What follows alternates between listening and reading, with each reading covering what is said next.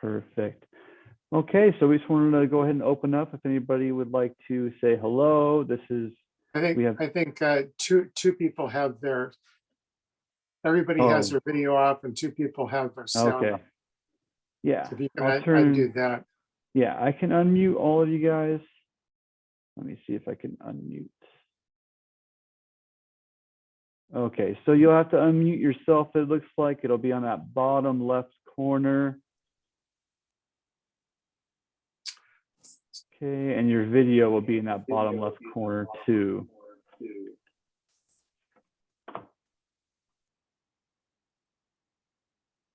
Perfect. Oh, there's Sue. We can see. Hi, Sue. Hi. And my hubby, John. Okay, how you doing? Good. Yeah. So my name is Sean, and I have Dr. Bob here, McGrew. Just in case anybody wanted to say hello and converse for a few minutes. Do you have an echo? So do I.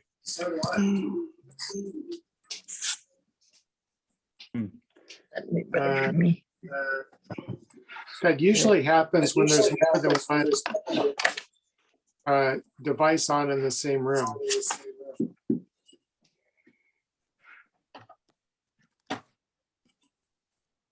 Let me go ahead and try and take these out and see if they'll help.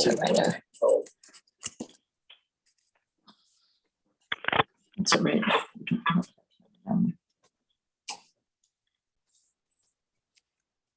Okay, is that better? It might be because they have their on. So go ahead and let's just go ahead and to start off.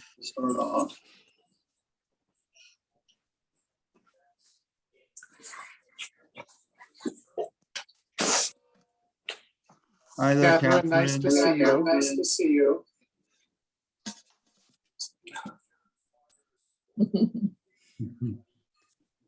Okay. Susan and Catherine, can you guys go ahead and mute your mic, please?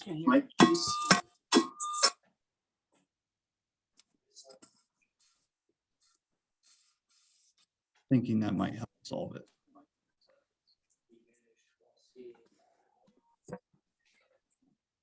Okay, how are you guys doing today? Great. Good. Sue, can you maybe mute yourself for me, please? Say it again.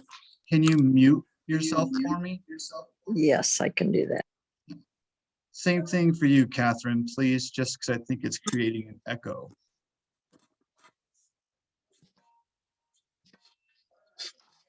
Thank you.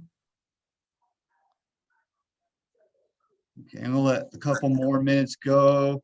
I know I had a bit of a hiccup with the Zoom information, so let a couple more minutes go. If you have any questions or anything, you can shout out if you'd like. I'm just gonna give it a couple more minutes, okay?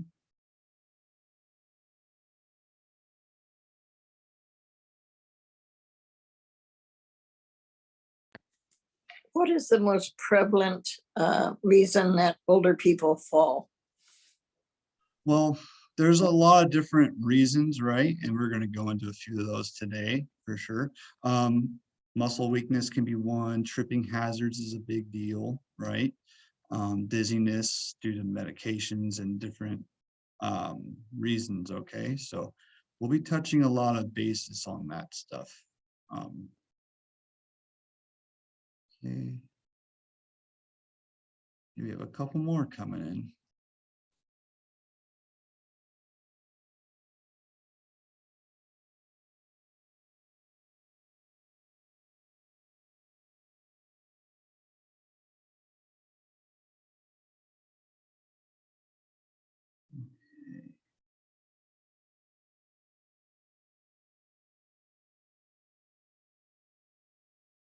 Hi there.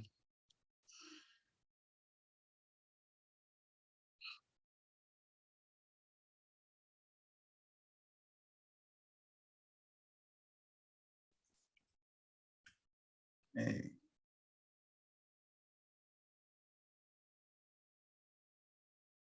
Start video participation chat. I don't know what that means. Well, there's a video on the bottom if you wanted to start your video.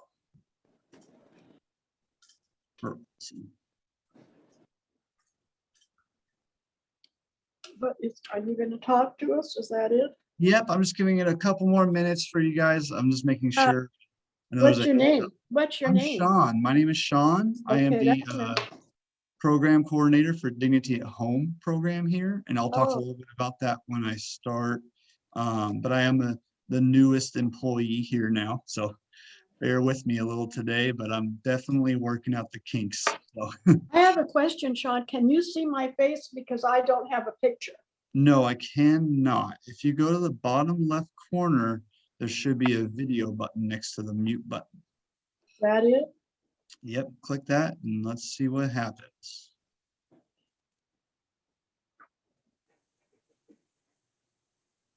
Still don't see your picture or video, so. Maybe I didn't send it in. I am new. Okay. Did you want us to keep muted or what? You can go ahead and unmute if you want to talk really quick and stuff, but I was having a very bad echo a few minutes ago. Okay, I'll mute myself again. Yeah, unless you're going to speak or reach out, I would say stay muted for a little bit for me, okay?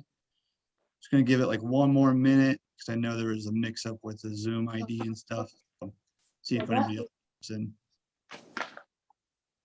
And I wanted to welcome everyone. I'm Bob McGrew, one of the family doctors and on the board of directors for Healthy Aging. Appreciate that you came between Christmas and New Year's to hear this presentation about fall risk and what we can do. And we want to remind you that this isn't just about you or me, because I'm also a senior, but it's also about people we know, helping your friends and family to reduce fall hazards and to get stronger and better and live a good life. And for me, this is personal because my wife fell and broke her hip a couple of years ago. So that's what we're trying to prevent for all of us, things like that. So I appreciate Sean's here to help us with this program today. Yep. Well, yes, thank you. I'm very happy to be here. We can go ahead, I believe, and get started now. So I'm going to go ahead and share my screen and we'll get going. Let's see. Okay, if I can get this to move for me. Okay, Maybe a video. can you all see my screen? Yes. Okay, perfect. So again, my name is Sean Solinger. I am the health program coordinator, and I am the program coordinator for the Dignity at Home Fall Prevention Program. You'll be hearing a little bit about that today as we go through some stuff as examples that me and our awesome guest speaker that's here today, Dr. Bob McGrew, will be talking about some fall prevention. And we're going to be speaking about fall prevention actions that we can take into the new year. Oh, just about. Okay, one second.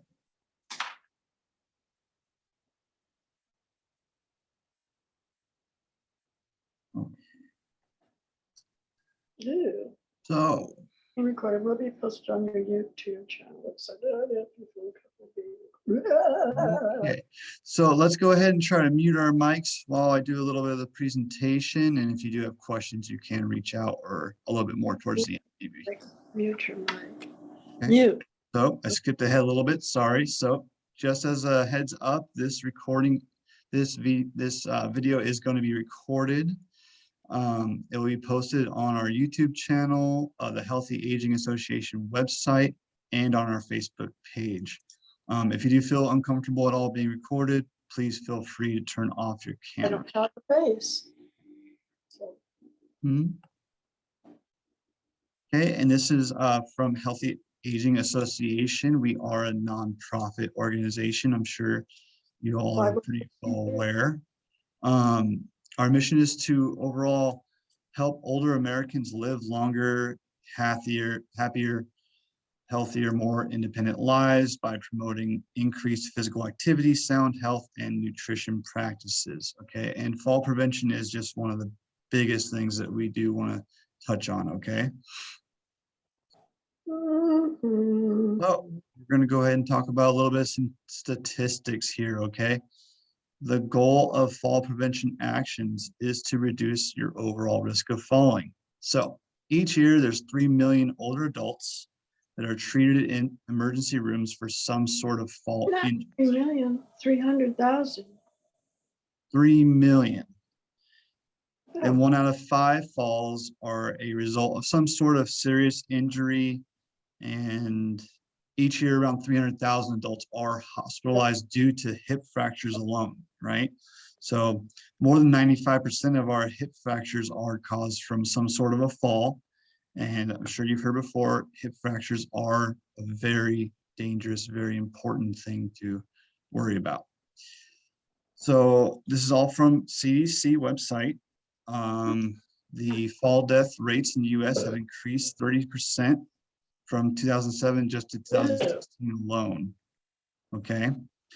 They're expecting 7 fall deaths by 2030 for every hour. So, okay. So some priorities to help reduce falls. So falls can lead to many things, including serious injury that can change your life. So things like eyesight, hearing, reflexes, they're not as sharp as they maybe used to have been. And then paired with some chronic illness or diabetes or heart disease, your balance can be really affected from that, okay? Weakness is a big area of concern too, and that's a big area of concern for me. I know if you are kind of stagnant and stuff, weakness can set in, and that's a big factor with falling and leading to falls.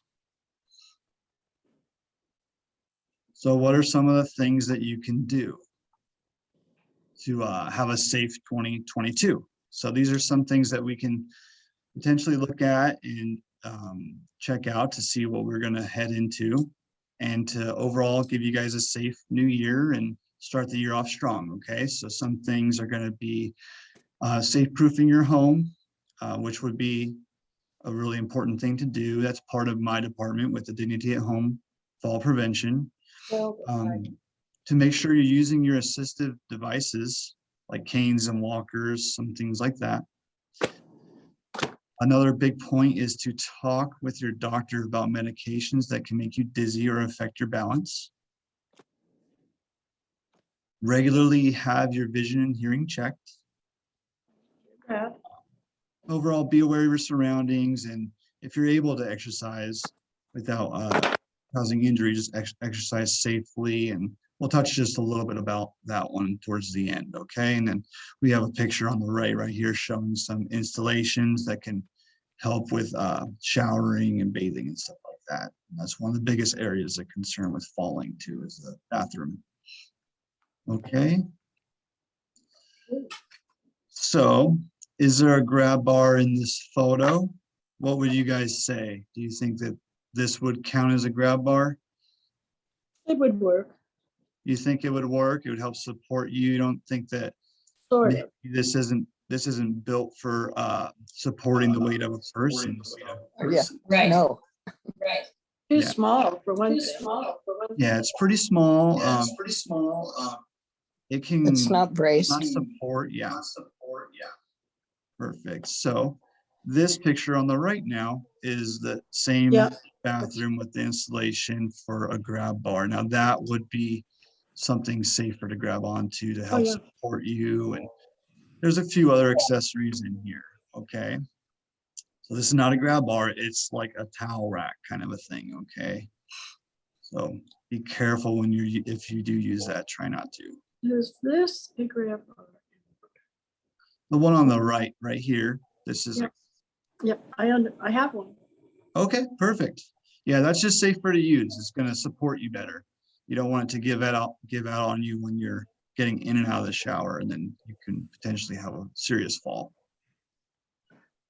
Perfect. So Ooh, there's a couple of yeah. pictures here that are a little intense, I know, but what kind of hazards are you guys seeing? Picture? On a floor. Yeah, that picture on the right is very cluttered. You see some rugs. Yeah, a lot of clutter, Yeah. Mhm. clutter, clutter, clutter. Yes.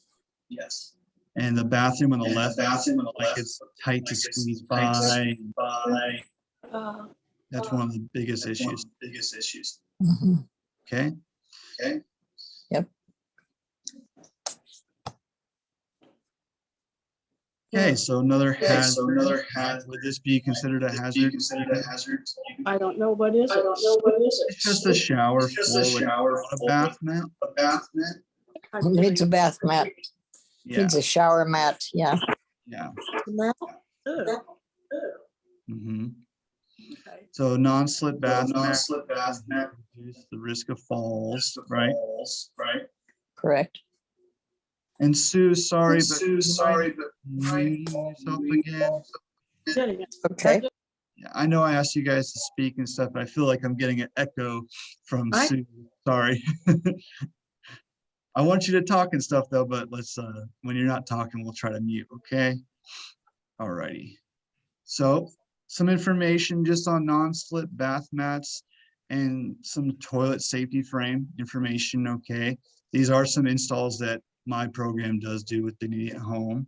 Non-slip mats are highly recommended. They help to reduce your risk of falling in the bathroom in the areas that are wet, which are going to be your tub area or shower floor. They're antimicrobial and antibacterial, so they kind of can fight against like bacteria, don't, let buildup occur. This toilet safety frame is one of the favorites of mine, and I do like too. It's really good if you have a lower toilet seat, and if you have a toilet seat riser, it can help as well. It'll help you with sitting, standing, using the toilet, less likely to fall. Okay, using this sturdy kind of a frame. This guy right here.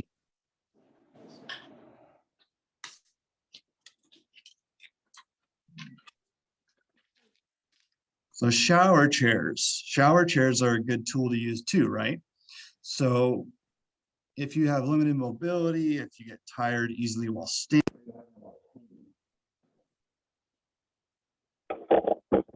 Hmm?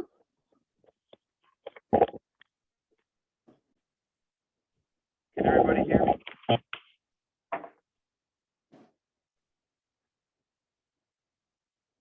Dr. Bob, can you hear me?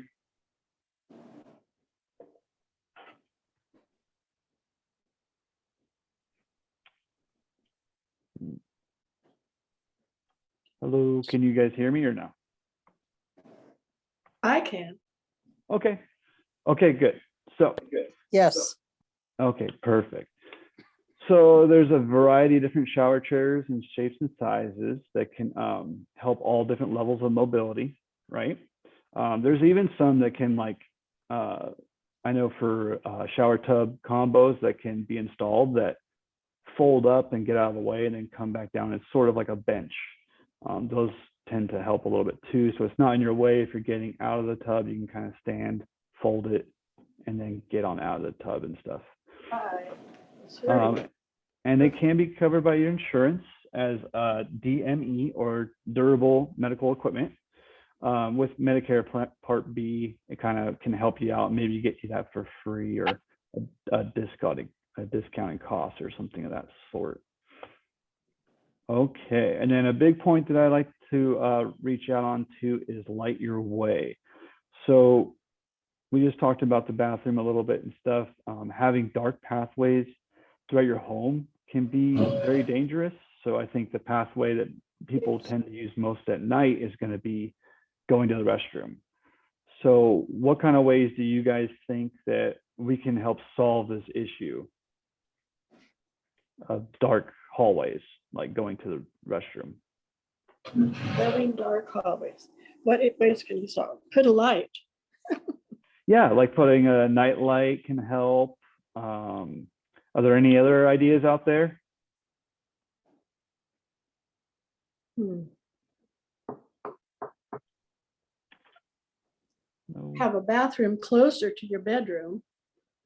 That's yeah, if your bathroom is closer, but there could still be some things that can occur that can affect your mobility using the restroom at night, right? So A dog or a cat.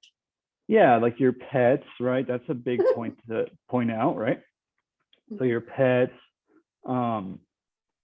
tripping over them at night. I know we have a cat, so my cat blends in at night and I can't see him, and I have to use my little phone flashlight or make sure I have lights on when I'm walking around, because I've tripped on him a couple of times.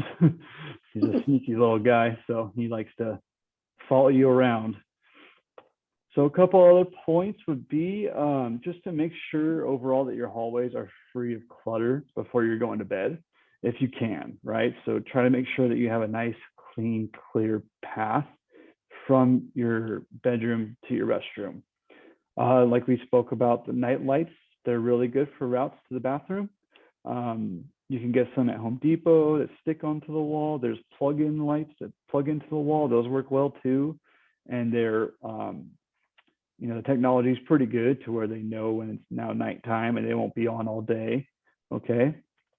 And then a point that I like to add it in was if you're obviously to use the restroom, make your way safely and slowly there if you're not sure what's in front of you. But if you can't see where you're going, be careful and try not to use that route unless you can absolutely know that there's nothing you're going to trip over. Okay, and with that, I have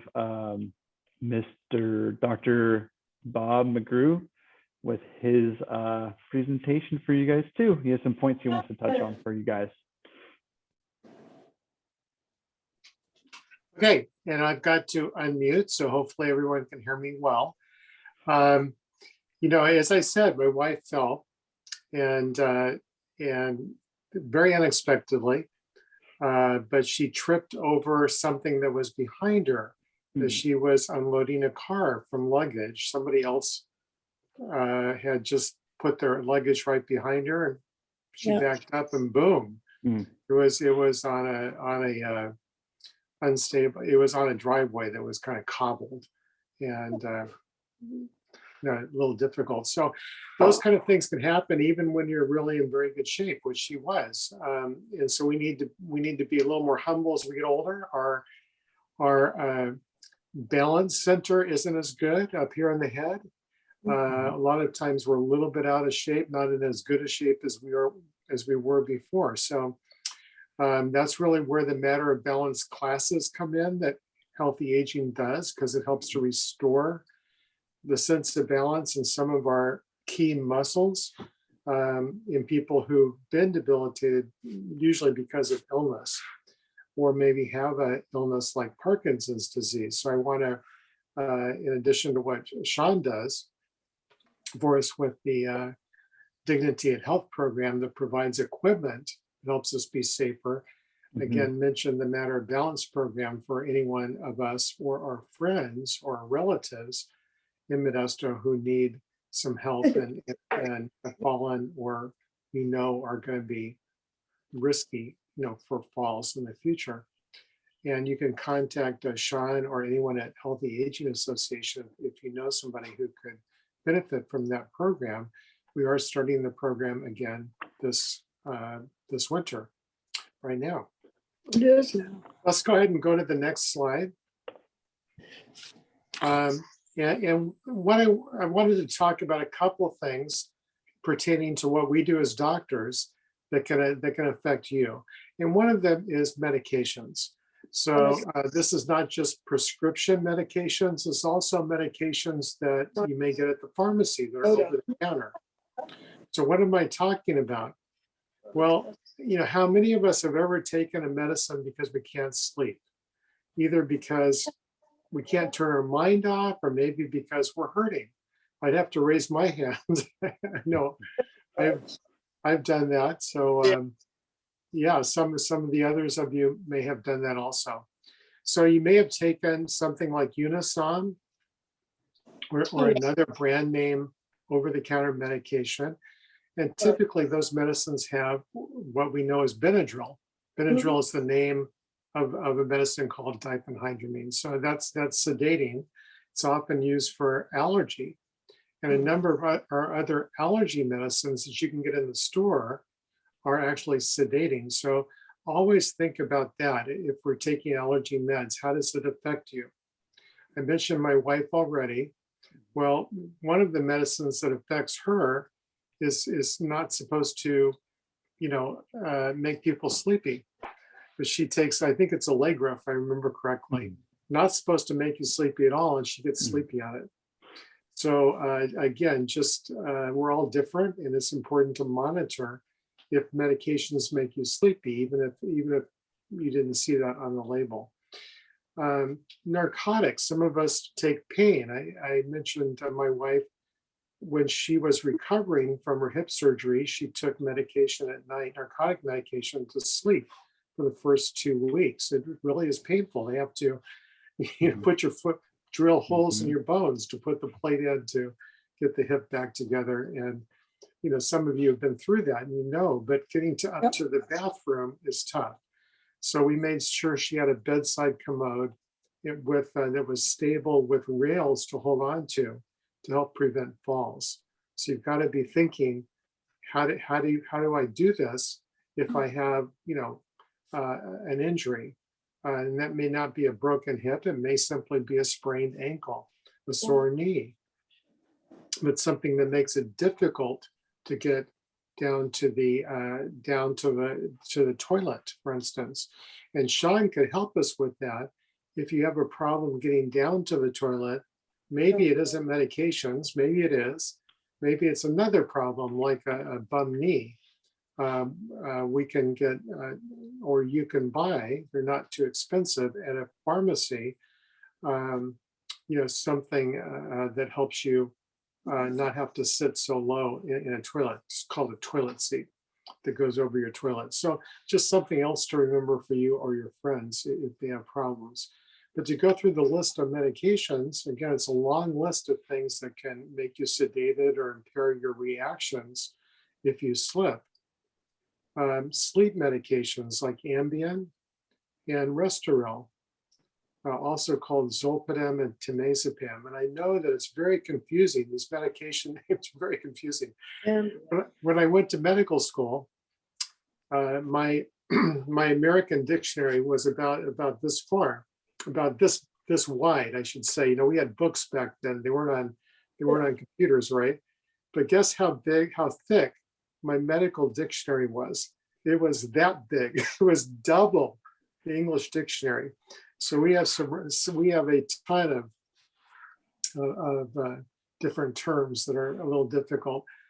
But depression medication, again, you may not think of medications that we take for depression as being sedating, but many of them are and can impair your reflexes. Again, going to the bathroom at night. So important to look for trip hazards, as Sean talked about, things we trip over, and also to be extra careful if you're taking medications, even allergy medicines, cough medications. Just Robitussin for many people is a little sedating. Okay, so Sean, next slide, please. And then fall risk for diseases. Some of us have these diseases. Parkinson's disease, you may suspect you have, or you may know you have. You may have had a little stroke, have recovered a lot of function, but still be a little off balance. Just getting older, makes you more off balance. Now, some of you have had hip replacements or knee replacements, and knee replacements especially can impair your sense of balance in that leg. So we recommend that you be careful, perhaps use a cane if you need to. Certainly watch when you get on and off the toilet, and maybe get a toilet seat, something that raises your height, gives you arms to hold on to. If there's any concern about stumbling around the bathroom. So what about after you got really sick? We are actually seeing this with our current COVID-19 crisis, that people have had COVID for a couple of weeks, maybe mostly in bed for a week or two. People our age, that would actually be a pretty mild case of COVID. You can get very deconditioned. All of a sudden you're tripping over things you don't normally trip on, like that throw rug in your living room, right? Or in your bedroom or in your bathroom. So we recommend getting rid of all the throw rugs, as Sean was saying, because those are trip hazards, and just moving more slowly. And what about your friend with dementia? Many of us know that dementia is a term for diminished memory and judgment. But many of us don't realize that with the deterioration of the dementia in the brain, we also see more falls, because the physical aspects that the brain controls are also reduced. Does that make sense? Something often not talked about, but a major fall risk for you or your friends who have problems with that. Okay, let's go to the next slide, please. And then, so trip hazards, Sean mentioned some of these. I don't know if we mentioned pets though. I mean, Yes, how many please. of us have pets? I've got to raise my hand. I bet a number of you have dogs and cats, in the house, right? Mhm. Well, and obviously they can be underfoot. I can't tell you the number of patients I had who tripped over their little dog. Mhm. So be careful about that.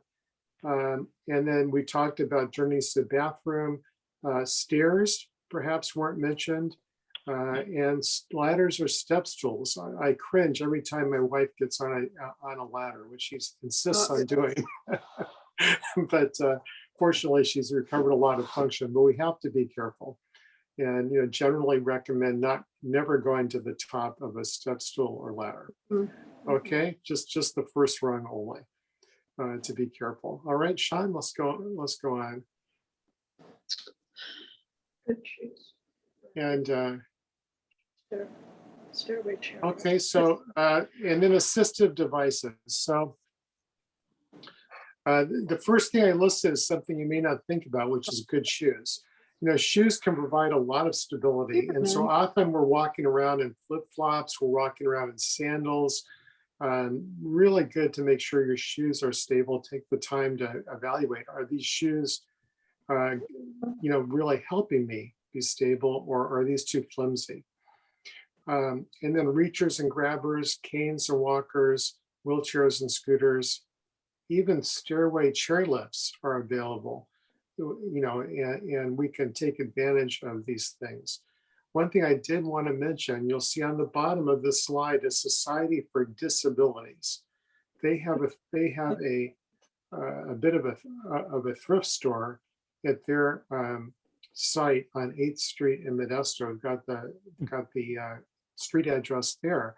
Well, they'll give away these things for free to people who need them, or for a small price. And people who don't need them, give them back to the Society for Disabilities. So it's kind of like a clearinghouse for used goods, and can save a lot of money for people who are willing to use a used item. So something good to remember. Okay, Sean, next slide.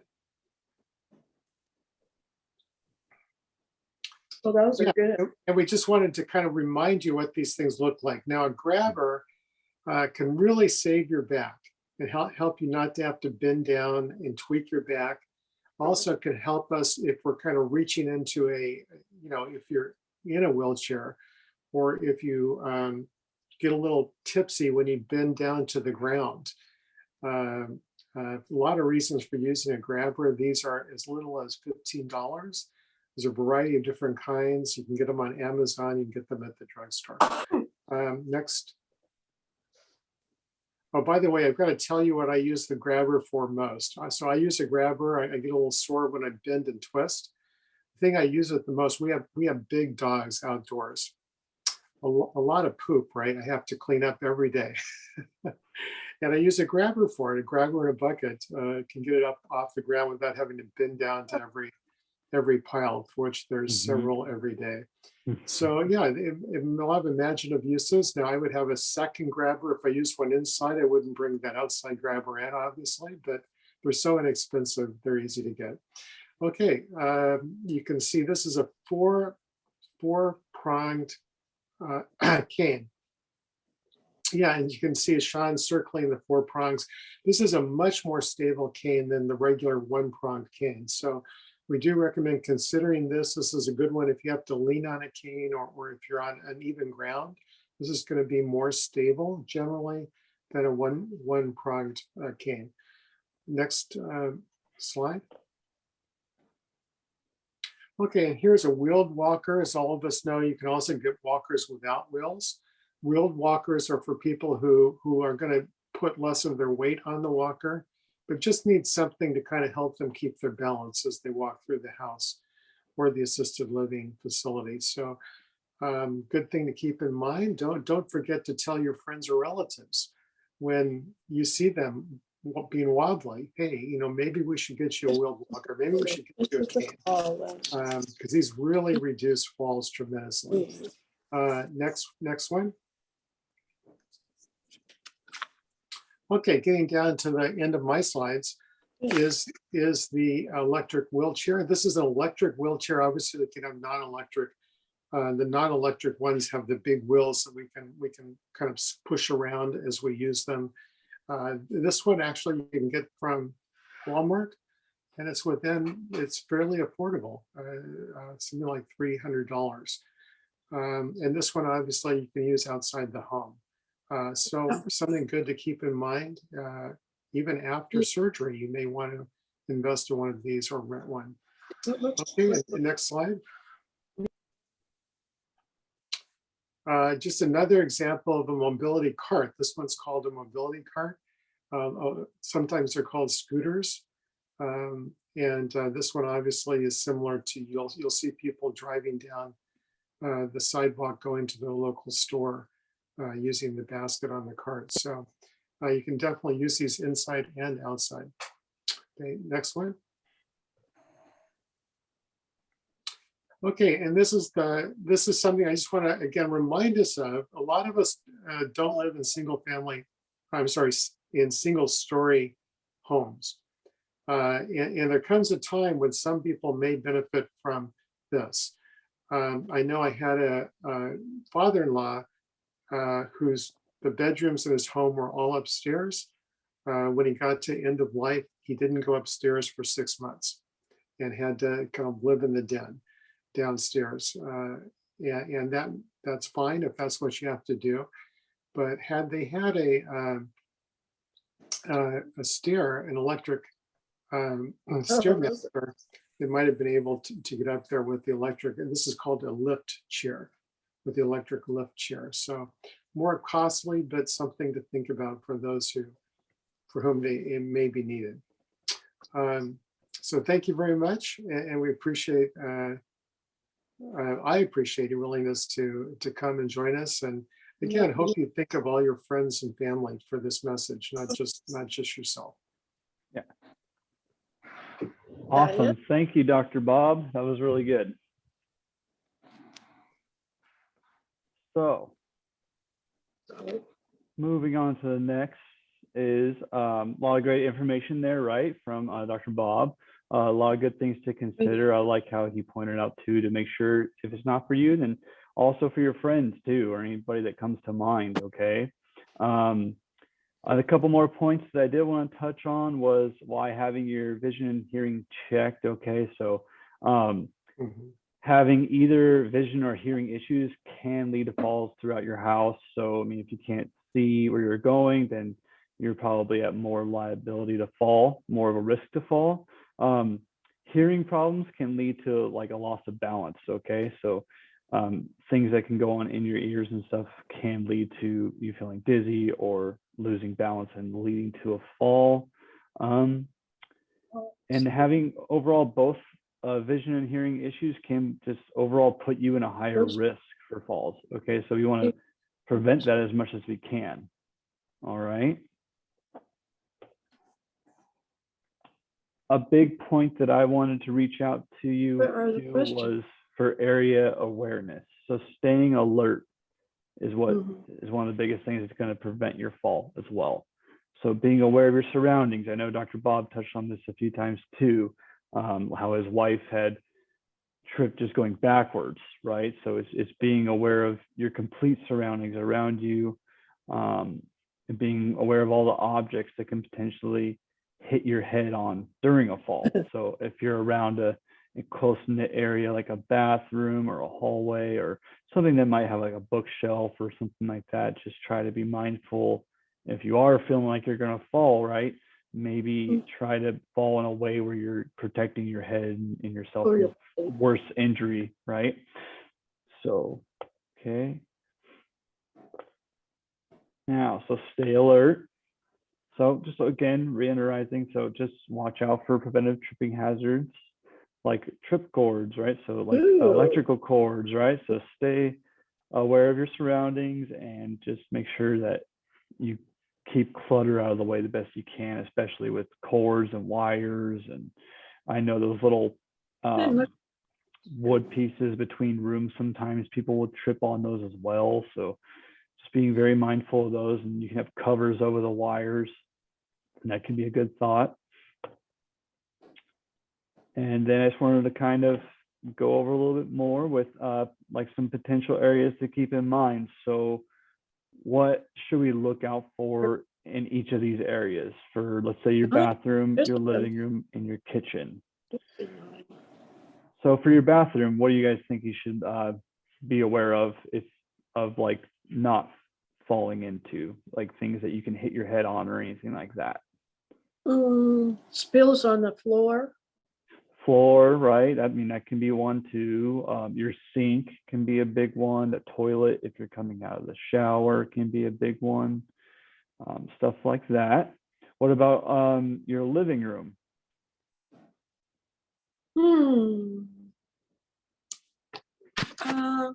When you're vacuuming, be careful of the cord.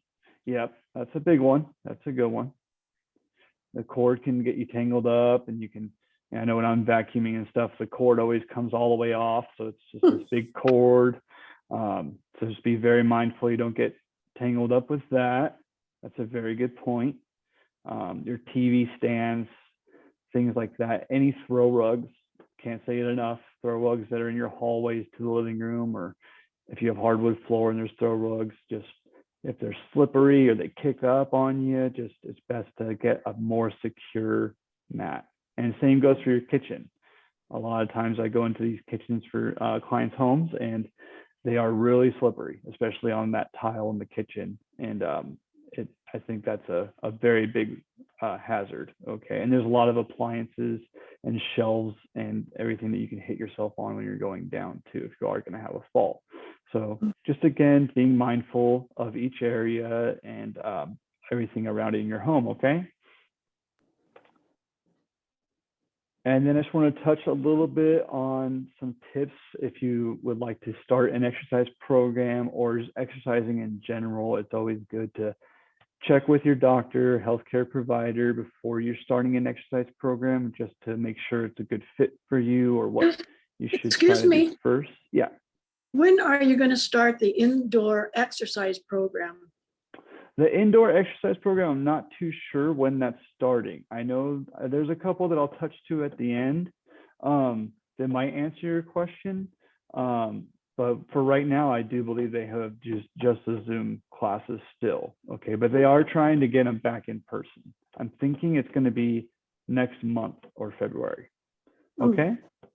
Okay. So also when you do exercise and everything, let's try to ease into the exercise. If you only do half of a whole class, that's fine. If you're able to do the whole class, that's great. But know your limits, kind of take it easy. Don't push too hard. That can lead to a fall too. And just try to be active whenever possible. There's some good points for not parking crazy far away from the entrance of a store or your house or anything like that, but just to where you might be able to get a few more steps in. If you're watching TV, when there's commercials, You can go ahead and do some light exercise stuff, maybe some sit to stands from your seat with support. Get those legs moving and strengthening up your legs a little bit. And a good point that I like is to start or end your day with a walk. It doesn't have to be a big walk. It could be just around the block. It could be down the street and back, just to kind of get your heart rate going just a little bit, and just a nice little walk to get everything moving, okay? Cool. So a couple of the classes that we are doing with Healthy Aging Association. I know Dr. Bob touched on this. It's a really good class. It is a matter of balance. It is back from what I've been told. So a class is starting in January, but there's already a wait list, unfortunately. So don't let that hesitate you at all. Please give us a call to be put on our wait list. There might be a class that's going to be opening up in spring of 2022. So the phone number is right down here for you guys. Don't hesitate. That's the Healthy Aging. You'll see that number a couple of times in the next slides. And just give us a call and we'll put your name on the list. And then that way we have you on record. And then when things do open up, we'll give you a call for the next available class. They're 8 2-hour classes, small groups, and they're mostly discussions. They do have a little bit of stuff that they talk about with just balancing and preventing falls, okay? It's a very good class and program that they do have. And then Tai Chi for arthritis and fall prevention. This class is in person and it is going on right now. It is Tuesday and Thursdays, 9 a.m. to 10 a.m. in Modesto. Now, their class capacity is 30 people right now, and you do need to have proof of COVID-19 vaccination to join. You would go ahead and just go in there and sign up and register. I've gone to this class. They had me go to it like my first or second week, and it was interesting. A lot of people had a lot better balance than I did. So it's a very good class. It looks like they will probably be having me learn the Tai Chi to teach. So hopefully the next few months we'll have another class. So that way we can fit more people. Everybody that I've talked to about this class loves this class. They want more of it. It's a really great thing to consider. Okay. And if you have questions, yeah. Question, is this class closed or is it open? This class is open. I mean, do you have 30 people now? I'm not too sure on the exact numbers right now. If you do give us a call today, though, I can look it up for you. What if you just show up on Thursday? If you show up on Thursday, just bring your vaccination card and you can register with them, and then they'll let you know if they have too many people. Yeah, it's really good. Yeah. I had a lot of fun when I did it with them. And then again, I'm hopefully going to be a teacher for this class too in the next few months. So hopefully that will give us more space for more people to do it. Okay, and it's a great class, especially for balance and stress relief as well too. Fun. Yeah, it is. It's a lot of fun. Okay, and then let's see what else we have here. So the Dignity at Home program, I know you've heard this one a few times today. This is my program that I am leading. It's a fall prevention program. We're providing in-home assessments with fall prevention education. And then we do try to get fall prevention accessories installed into your home at no cost to you. Okay. And this is all qualifying individuals in Stanislaus County. All right. So there are a couple of things that you have to meet to be able to do this. We are taking applications right now too. It's not a bad process. So be at least 60 years of age or disabled is one of the requirements. We do a fall risk assessment. Usually if you use about a walker or something like that, you're going to be pretty, your numbers are going to be up there enough to where you're probably going to need our assistance too. We do need you to be fully vaccinated just for us to be able to come into the home and to check everything out. And then this is just some monthly income requirements or annual income for one person. And there is a different amount for if 2 people or 3 people are in the home. Again, you can always call us and I can fill you in with more information. But if you would like to start the process and everything, the phone number is right down here. You have to call the Area Agency on Aging to get the process started, okay? And it's a great program. I love doing it. It's worked out really great so far. I have a couple of great cases going on right now. And we can get you a lot of good equipment to help prevent you from falling as well. Okay. And then just a quick summary of some of the stuff we talked about. So 5 safety tips to remember, right, are going to be to keep pathways clear and clutter-free, light your way. So try and have lights in those hallways to the restroom. Getting supports put in the bathroom, if that's a toilet seat riser or a toilet seat frame with the handles, or grab bars, bath mats as well. Those are all good things to remember. Those darn throw rugs, we can't say it enough, that if they are flimsy and not taped down or anything, just to get rid of them, try to get a more secure rug. And then just overall be aware of uneven surfaces as well. And for preventing falls, so let's remember to try and get your vision and hearing checked regularly to see if there's any, your vision worsens, or your hearing gets a little bit worse, or something causes you to be more dizzy. And I can't iterate this enough. If you have assistive devices, please use them. I've worked in physical therapy as an aide for a few years, and I've seen a couple of patients have falls because they were being a little stubborn, not using their assistive devices. I'm a big advocate for, if you have it, why not use it, right? So the next point would be watch out for your pets, like we've talked about a couple of times. I know our pet gets under me all the time. So managing your medications, talking to your doctor about medications. We talked a little bit about exercise regularly if you can. We have great exercise programs with the Healthy Aging Association, so don't hesitate ever to give us a call. Okay, our phone number is on the bottom again, right here, if you want to jot it down. And then overall, just invest in yourself and try and join a fall prevention program, okay? And just to limit your risk of falling overall.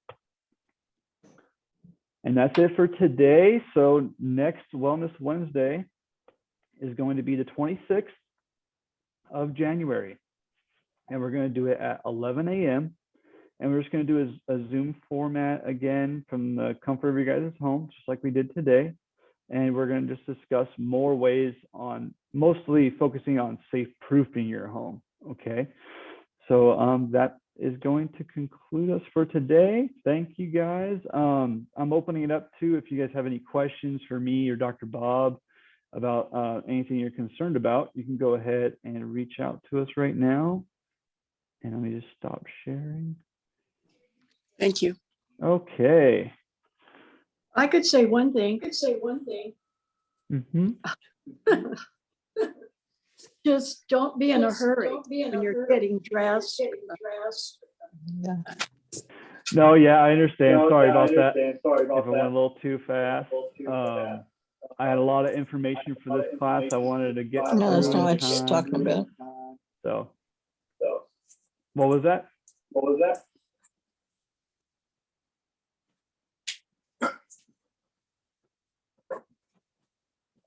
Thank you. Okay, you're welcome. If anybody has any questions or anything, we'll hang out for a few minutes.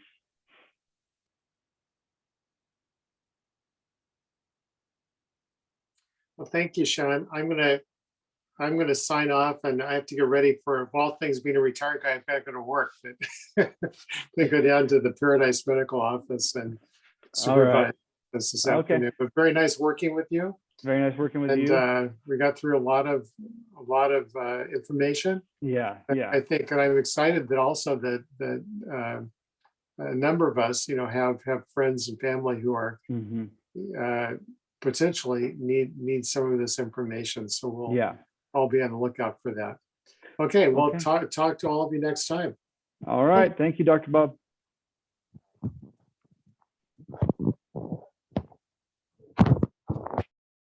All righty. Okay, looks like everybody's taken off.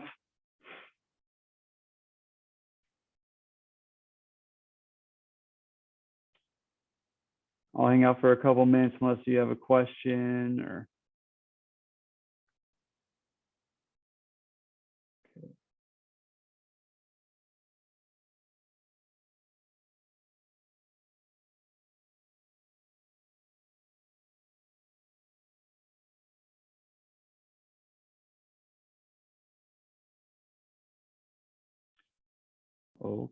Okay. All right, with that, I'm going to go ahead and end it. Okay, it's very nice talking with you guys and see you next time.